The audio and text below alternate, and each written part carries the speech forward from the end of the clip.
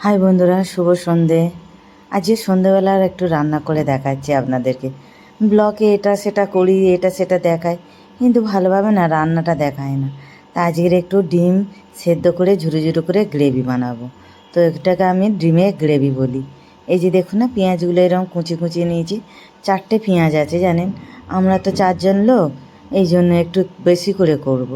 এই যে দেখুন, ঝুরো ঝুরো করে পেঁয়াজগুলোকে কেটে তারপর টমেটোও কুচি করেছি, টমেটোও 3টে দিয়েছি। তা এতে জানেন বেশি করে ধনেপাতা দেওয়া ভালো, এতে ধনেপাতা যত দেবে তত টেস্টি হয়। তো যাই হোক, ফার্স্টে আগে পেঁয়াজ আর টমেটোটাকে নুন দিয়ে ভাজা ভাজা করে নেবো, সেদ্ধ করে নেবো। নিয়ে তারপরে একটু ভাজা ভাজা মতো সেদ্ধ হয়ে নরম হয়ে গলে আসবে, তারপরে ওর মধ্যে একটু মশলা দেবো। এই যে ভাজা ভাজা মতো হয়ে গেছে, এবার ওর মধ্যে মশলা কি ওই যেমন দেয় সব, নুন, হলুদ। এটা জানেন গুজরাটে না খুব ফেমাস, এটা খুব খায় গুজরাটিরা, এরা হচ্ছে ব্রেডের সঙ্গে খায়।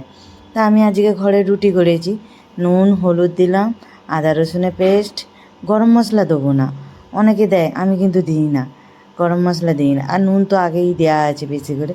এই যে মশলাটাকে ভালো করে আবার কষে নিলাম, সব গলে গেছে। এই যে দেখুন, মেন হচ্ছে ধনেপাতা। এতে মানে যত ধনেপাতা বেশি দেবে ঘন করে, তত টেস্টি হয়, এত সুন্দর খেতে লাগে কি বলবো। তা অনেকটাই হবে বেশ।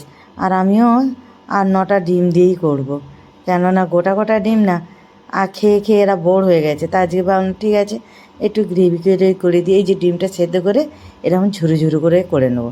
নিয়ে আর ওই যে মশলাটা করে রেখেছি ওর মধ্যে দিয়ে দেবো, এর মধ্যে এরকম করে ঘষে নেবো। এখানে বলছি না গুজরাটিরা না এটা খুব খায়, বাজারে কিনতে পাওয়া যায়, এটা ঘরেও বানায় কি জানি না, কিন্তু এটা আমি দেখেছি দোকানে খুব পাওয়া যায়।